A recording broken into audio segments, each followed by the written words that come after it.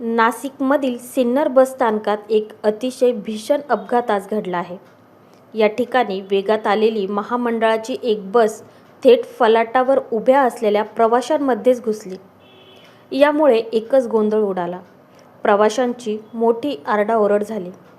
सध्या हाती आलेल्या माहितीनुसार या भीषण दुर्घटनेत एका नागरिकांचा जागीच मृत्यू झाला आहे, तर अन्य 4 ते 5 जण जखमी झाले आहेत। बस नेमकी कोणत्या कारणामुळे अनियंत्रित झाली, यामध्ये चालकाची काही चूक होती की बसचा ब्रेक निकामी झाला होता, याचा शोध घेतला जात आहे। दरम्यान बस आधी थेट प्रवाशांमध्ये घुसली आणि त्यानंतर मग पुन्हा मागे गेल्याचे त्या व्हिडिओत दिसत आहे। बस आली तेव्हा नेहमीप्रमाणे फलाटावर प्रवाशांची गर्दी होती। या प्रवाशांमध्ये काही महिला, वृद्धांचाही समावेश होता।